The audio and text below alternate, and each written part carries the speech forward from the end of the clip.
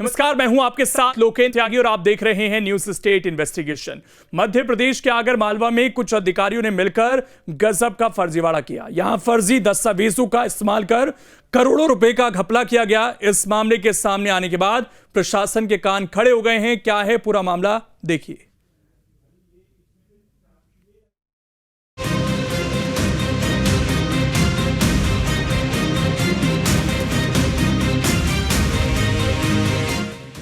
मध्य प्रदेश सरकार ने आगर मालवा में किसानों के खेतों तक पानी पहुंचाने के लिए एक बांध का निर्माण कराया।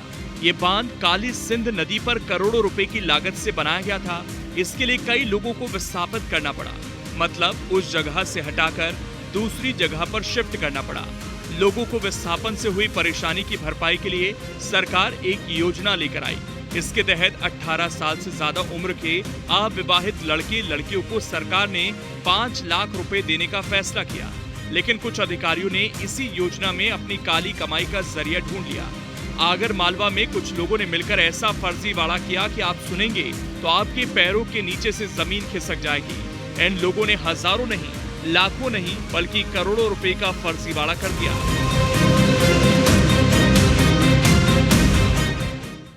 मिला तो है सर, पर वो 5 लाख की जगह 2 लाख मिले। 2 लाख में 2 लाख। डायरी आपके पास, पैसे भी आपकी, खाता नंबर भी आपकी, खाता नंबर मेरे। आपने वहाँ का वहीं फर्जीवाड़ा से पैसे भी निकाल लिए, ट्रांसफर आपके आप वो खाते से ही। हम तक भी इसकी जानकारी पहुंची।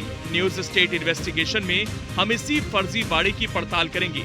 हमारी इन्वेस्टिगेशन का मुख्य फोकस क्या है, आप भी जान लीजिए। आगर मालवा में विस्थापितों के नाम पर पूरा फर्जीवाड़ा कैसे किया गया, विस्थापितों के लड़के लड़कियों के हक पर किसने डाका डाला, फंड की हेराफेरी में कौन कौन लोग शामिल हैं, कहां तक जुड़े हैं तार। इन तमाम सवालों की पड़ताल के लिए न्यूज स्टेट की टीम ग्राउंड जीरो पर उतरी। हमने परत दर परत मामले की जांच शुरू कर दी। हमारी पड़ताल में सामने आया कि इस पूरे फर्जीवाड़े में कई सरकारी अधिकारी और कर्मचारी भी शामिल हैं। जब हमारी न्यूज स्टेट की टीम ग्राम भंडावत पहुंची, जो कि लोकायुक्त द्वारा ग्राम भंडावत के 107 लोगों पर प्रकरण दर्ज किया गया है, जो कि पुनर्वास के लिए जो 18 वर्ष के लड़के और अविवाहित लड़कियों को सरकार द्वारा 5-5 लाख का मुआवजा दिया गया है। फर्जीवाड़ा सामने आया है। करीब 5 करोड़ 85 लाख रुपए का फर्जीवाड़ा हुआ है। जो अपात्र बच्चे थे उन्हें पात्र बनाकर, उनकी जन्म तारीख चेंज करके, उन्हें फर्जी आधार कार्ड बनाकर उन्हें मुआवजा दे दिया गया है। पर वहाँ के लोगों से हमारी जब चर्चा हुई, उन्होंने न्यूज़ स्टेट की टीम पर ऑन कैमरा आने से साफ इनकार कर दिया। पर ऐसे ही उनसे बातचीत करने में उन्होंने बताया कि हमें मुआवजा ज़रूर मिला है, करीब 2 से 2.5 लाख रुपए का मुआवजा हमें मिला है, पर 5 लाख रुपए हमें नहीं मिले हैं। हमारी इन्वेस्टिगेशन टीम की पड़ताल जारी है, लेकिन सबसे पहले ये बताते हैं कि आखिर ये पूरा फर्जीवाड़ा कैसे हुआ।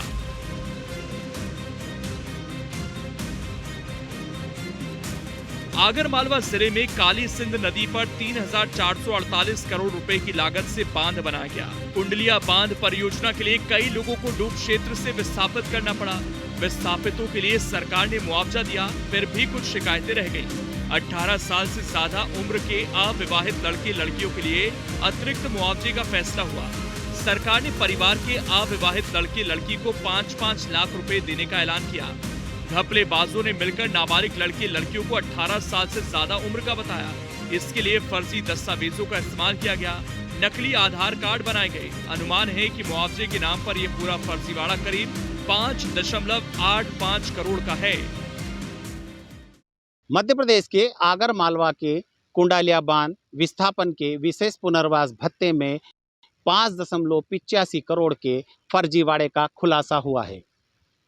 कुंडालिया बांध विस्थापितों के लिए सरकार ने विशेष भत्ता देने का ऐलान किया था। नियम था कि विस्थापित ग्रामीणों के 18 से ऊपर के बालिग लड़के और अविवाहित लड़की को सरकार 5-5 लाख का अतिरिक्त मुआवजा देगी। विस्थापितों ने योजना का फायदा लेने के लिए बिचौलिए और अधिकारियों की मिलीभगत से अपात्र को पात्र बनाकर मुआवजे की राशि ले ली। लोकायुक्त जांच में खुलासे के बाद 9 सरकारी समेत 107 लोगों के खिलाफ एफआईआर दर्ज की है। मतलब फर्जी दस्तावेजों का इस्तेमाल कर करोड़ों रुपए की काली कमाई की गई। न्यूज स्टेट इन्वेस्टिगेशन की पड़ताल में पर्दाफाश हुआ कि इस कमाई में ऊपर से नीचे तक कई अधिकारी और कर्मचारी शामिल हैं। लाल सिंह जी, जो बताया जाता है कि इस गांव के लोगों पर एफआईआर दर्ज हुई और फर्जी तरीके से यहां पर अपात्र जो बच्चे थे 18 वर्ष के, उनको 18 वर्ष बताकर पैसा निकाल लिया गया। क्या डायरी तो आपके पास, डायरी आपके पास, पैसे भी आपकी, खाते नंबर भी आपकी, खाता नंबर मेरे, आपने वहाँ का वहीं फर्जीवाड़ा से पैसे भी निकाल लिए, ट्रांसफर आपके, आप वो खाते से ही। किसने निकाले, कुछ पता है आपको? अब किसके, जिसके भी मान ली जाए कि हाँ, ऐसा?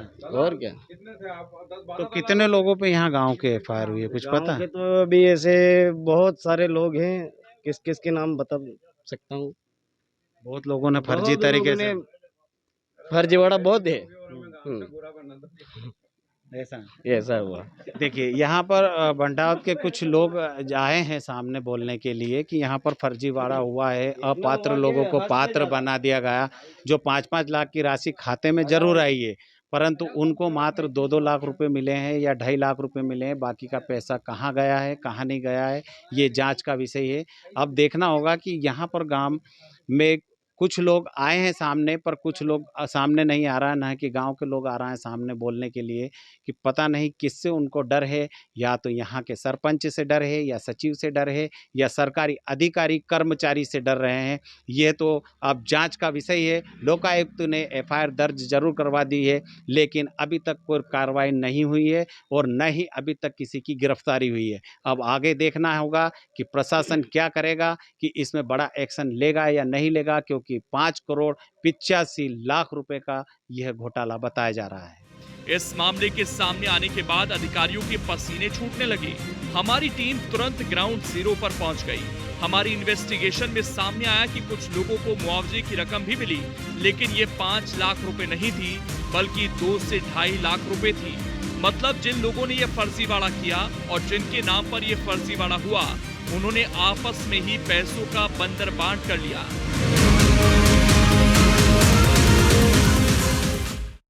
इस वक्त हम ग्राम भंडावत में, जहां बताया जाता है कि यहां पर 107 लोगों पर एफआईआर दर्ज हुई, जो पात्र को अपात्र को पात्र बताकर यहां पर फर्जी तरीके से पैसा निकाल लिया है। कुछ ग्रामीण हमारे साथ हैं, हम उनसे जानना चाहेंगे कि क्या है मामला।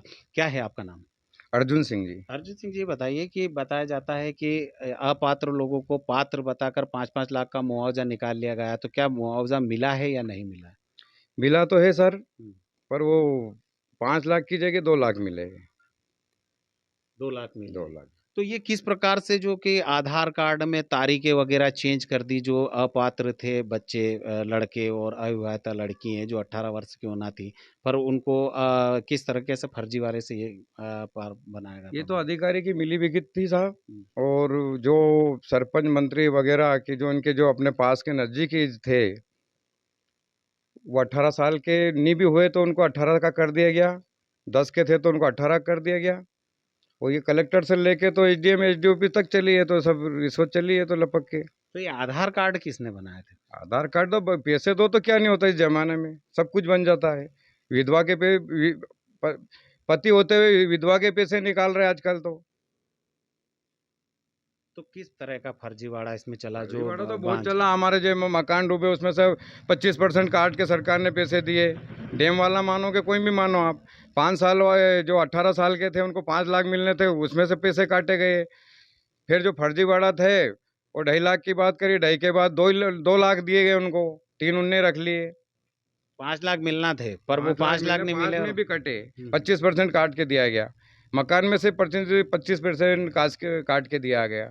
तो ये बिचौलिए खा गया है कि सरकारी जो कर्मचारी अधिकारी तो सब वो तो यहाँ से वहाँ तक ही चले सर, अधिकारी तक ही बटे। वो तो पैसे आखिरी सीढ़ी तक, पहली सीढ़ी से लेके आखिरी तक, छत तक बताएगा कि ग्रामीणों के ऊपर एफआईआर दर्ज हुई है यहाँ पर, तो अभी तक क्या कार्रवाई हुई कुछ है? भी नहीं हुई, नी के बराबर।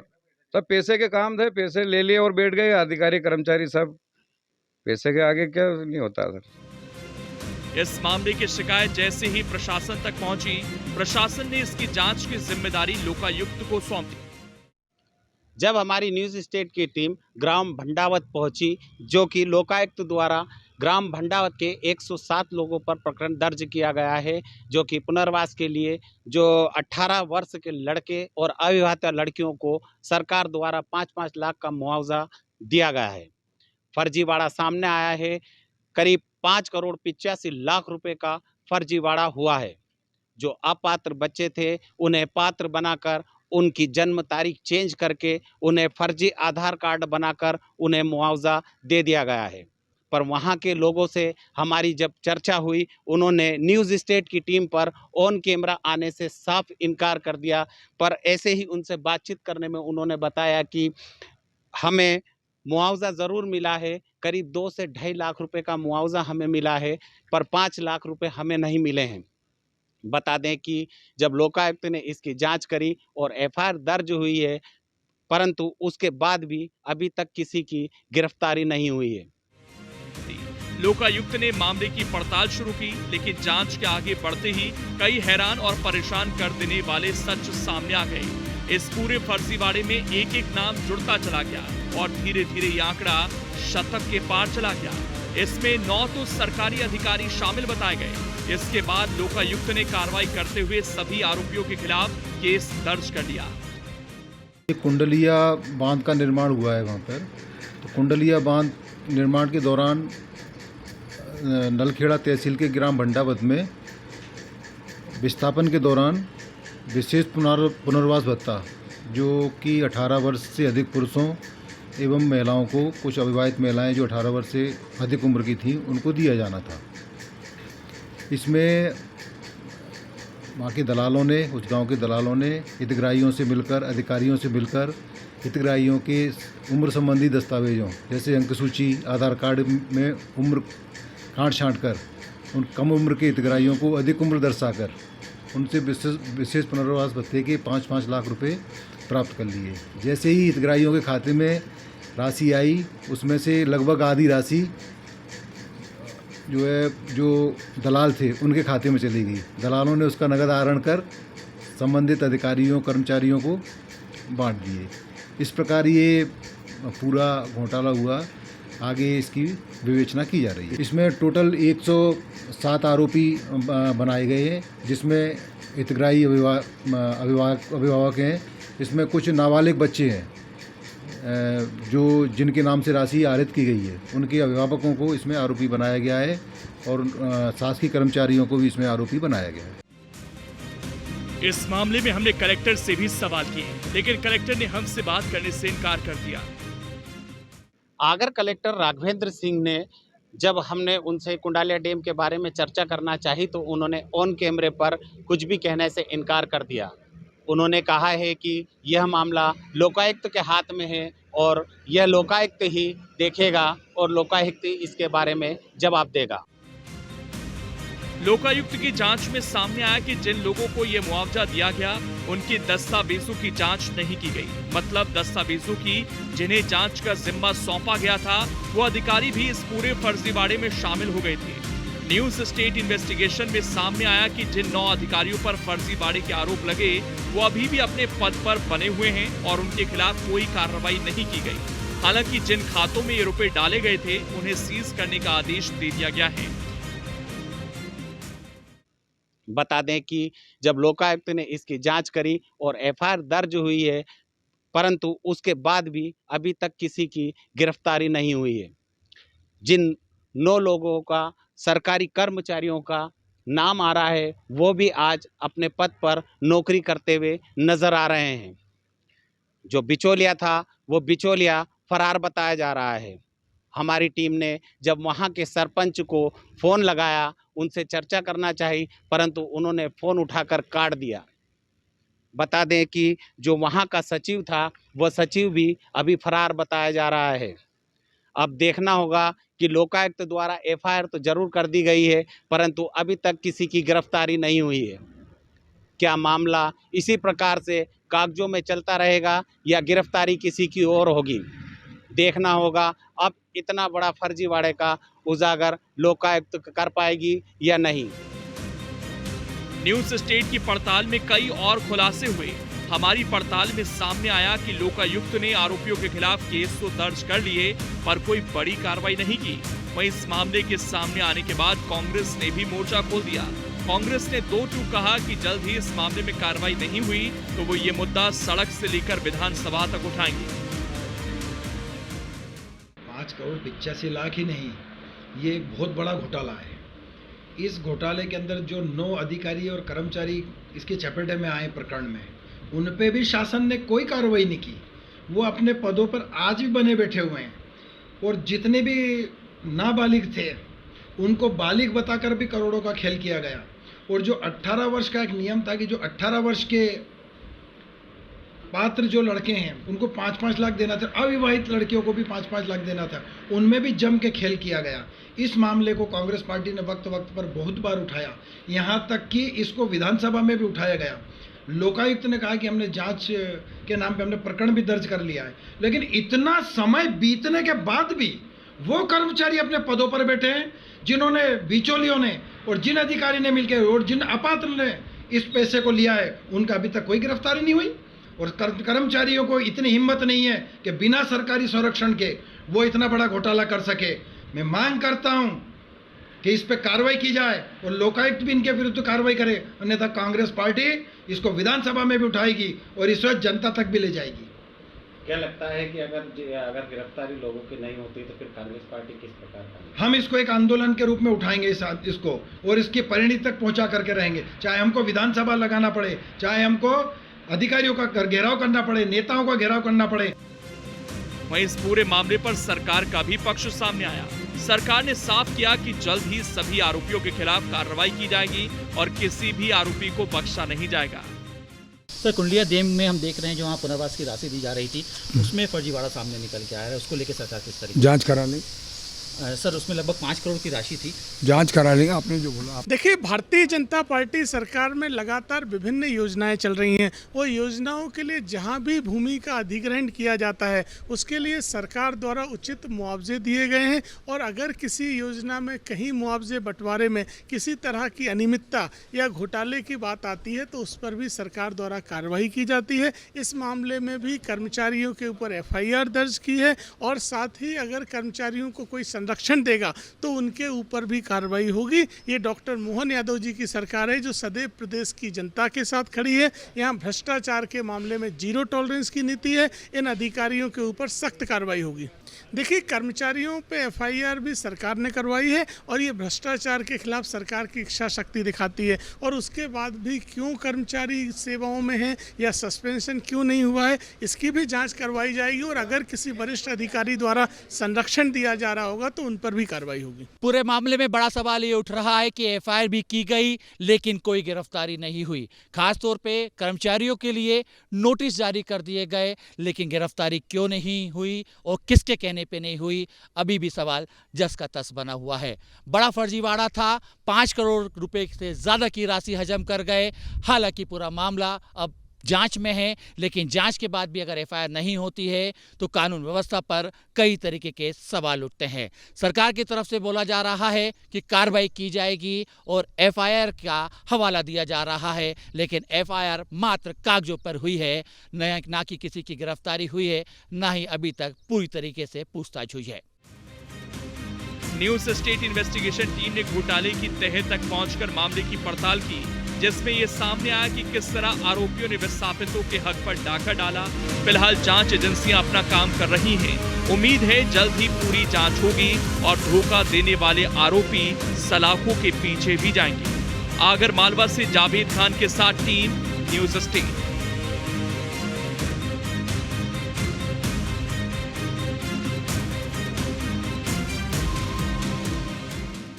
लोकायुक्त ने अपनी जांच में पाया है कि 117 लोगों के कूट रचित दस्तावेज के आधार पर पैसे लिए गए। तमाम खातों में 5 करोड़ रुपए से ज़्यादा की राशि डाली गई। फिलहाल राशि फ्रीज कर दी गई है, यानी कि खातों को फ्रीज कर दिया गया है। लोकायुक्त ने एफआईआर दर्ज करी है, जिसमें से 9 सरकारी कर्मचारी हैं जिन्होंने कूट रचित दस्तावेज बनाने में मदद करी। लेकिन सवाल ये उठता है कि जब ये दस्तावेज बनाए जा रहे थे तब आला अधिकारी क्या कुंभकर्ण की नींद सो रहे थे। बड़ा फर्जीवाड़ा हुआ। वो राशि जो पुनः विस्थापित लोगों के खाते में जानी थी वो कूट रचित तरीके से दूसरों के खाते में पहुंच गई। कई लोग तो ऐसे थे जिन्हें वयस्क दिखाया गया, लेकिन वो लोग नाबालिग थे। अब पूरा मामला जद में है कि जांच की जाएगी और जांच के बाद दूध का दूध और पानी का पानी होगा। सहयोगी अभय के साथ अतुल शर्मा, न्यूज स्टेट, भोपाल। और हमारे सहयोगी अतुल इस वक्त जुड़ गए हैं जिन्होंने पूरी इन्वेस्टिगेशन की है। अतुल, इस पूरे मामले में जो पेंच नजर आता है वो ये कि कई लोग ऐसे हैं जिन्हें ये लाभ मिला, बेशक वो कुछ पैसों का दिया गया और उस पैसों का बंटवारा हो गया हो। कैसे इस पूरे मामले को जो है यहाँ पर अब खोला जाएगा? क्या वो लोग सामने आएंगे जिन लोगों के पास ये पैसे पहुंचे और उन पर क्या कार्रवाई हो सकती है, क्योंकि उन्होंने भी तो अपना गलत डॉक्यूमेंटेशन किया यहाँ पर। देखिए, बिल्कुल ये कूट रचित तरीके से पूरे डॉक्यूमेंट्स बनाने का मामला है और उसके तहत सरकार के वो पैसे जो नियमक के तहत जो है पुनः वासित जो लोग थे यानी कि जो हितग्राही थे उनको देना था, लेकिन उनको ना देते हुए दूसरों के खाते में डाल दिए गए। पूरा मामला अब संज्ञान में आया है। लोकायुक्त ने इसमें कार्रवाई भी करी है।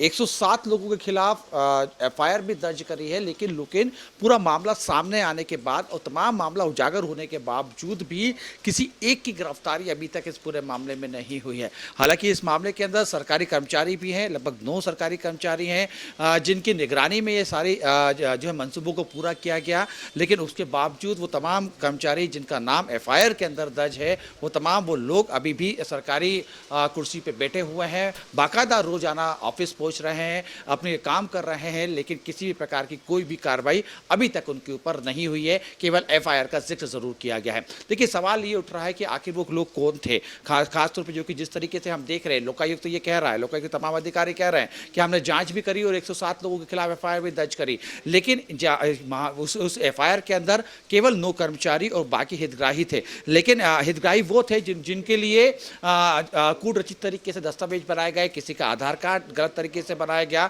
तो किसी को जो नाबालिग बच्चा था उसको वयस्क दिखाया गया यानी कि 18 साल से ऊपर बताया गया और उसके खाते में 5 लाख रुपए की राशि डाली गई। देखिए, सरकार ने ये नियम तय किए थे क्योंकि जिनकी जो जमीन ले ली गई थी, जिसकी भू अर्जन किया गया था या जिसको डूब क्षेत्र में आने के बाद उनको वहाँ से हटाया गया था, उनको सरकार की तरफ से ये नियम बनाया गया था कि बालिग जो बच्चे हैं यानी कि 18 साल से ऊपर जो बच्चे हैं उनके खाते में 5 लाख रुपए डालेंगे या वो बच्चियाँ जो अविवाहित हैं उनके खाते में 5 लाख रुपए डालेंगे। लेकिन ये तमाम जो पैसे थे वो उनके खाते में जाने थे जो इसके पात्र थे। लेकिन सरकारी कर्मचारियों की मिलीभगत की वजह से ये खाते दूसरे ऐसे लोगों के खाते में पैसे चले गए जो इसके पात्र ही नहीं थे, लेकिन उनको पैसे दे दिए गए। हालांकि देखिए, अब पूरा दावा ये किया जा रहा है लोकेन कि इस पूरे मामले को फ्रीज कर दिया गया है, यानी कि वो खाते जहाँ पे पैसे डाले गए उनको फ्रीज किया गया है ताकि वो पैसे नहीं निकाल पाए। लेकिन चूंकि ये पूरा मामला बहुत सारे लोग निकल सकते हैं, ये डॉक्यूमेंट ऐसे तो बंद नहीं गए होंगे। जाहिर तौर पर उन जिन लोगों ने डॉक्यूमेंट पास किए उन तक भी जांच पहुंच सकती है और ये एक बहुत बड़ी चेन निकल सकती है। निश्चित तौर पे, क्योंकि अभी तक केवल 107 लोगों के ऊपर लोकायुक्त ने एफआईआर दर्ज करी है। लेकिन सवाल ये उठता है कि जो आधार कार्ड की जिक्र किया जा रहा है कि आधार कार्ड नकली बनाए गए, तो वो आधार कार्ड नकली कैसे बने? क्या आधार कार्ड सेंटर से भी मिलीभगत थी? इसके अलावा जो उम्र बढ़ाने के कागजात तैयार किए गए यानी कि वोटर्स कार्ड की बात करें या तमाम अन्य सरकारी दस्तावेज की बात करें जिससे आयु 18 वर्ष से ऊपर की दिखाई गई थी, तो क्या वो मिलीभगत उसमें अंदर कौन कौन थी? क्योंकि जिस तरीके से सिर्फ कर्मचारियों के नाम आ रहे हैं, लेकिन इस बात से इनकार नहीं किया जा सकता लोकेन कि इसमें अन्य विभाग के लोग भी शामिल होंगे। क्योंकि जिस तरीके से अगर हम बात करें वोटर्स कार्ड की बात करें तो ये निर्वाचन के अधीन आता है, आधार कार्ड की बात करें तो ये अलग विभाग के अधीन आता है। तो इन तमाम जो चीज़ जो कूट रचित तरीके से दस्तावेज को तैयार किया गया उसके अंदर एक बड़ी चेन सामने निकल के आ सकती है। यानी लोकायुक्त की तरफ से अगर जो जांच की बात की जा रही है और गंभीरता से अगर पूरी जांच की जाएगी तो लेकिन इसमें बड़ी चेन सामने निकल के आएगी जिनने सबने मिली भगत करके जो जो हितग्राही लोग थे यानी जो पात्र लोग थे उनके पैसों को हजम करने की कोशिश की गई है। देखिए, लेकिन अब अगर अधिकारियों की बात करें, अगर हम मालवा के कलेक्टर्स की बात करें, मीडिया के सामने नहीं आ रहे। हम देखा किस तरीके से हमारे सहयोगी बार बार उनसे संपर्क कर रहे थे, लेकिन कुछ भी कहने से बिल्कुल कई सारे सवाल उठते हैं यहाँ पर, लेकिन ये इन्वेस्टिगेशन पूरी न्यूज स्टेट ने सामने रख दिया। प्रशासन क्या कार्रवाई करता है ये देखने वाली बात। बहुत बहुत शुक्रिया आपका जुड़ने के लिए और जानकारी देने के लिए। तो फिलहाल छोटे से ब्रेक के लिए यहाँ पर रुकेंगे, खबरें लगातार जारी हैं।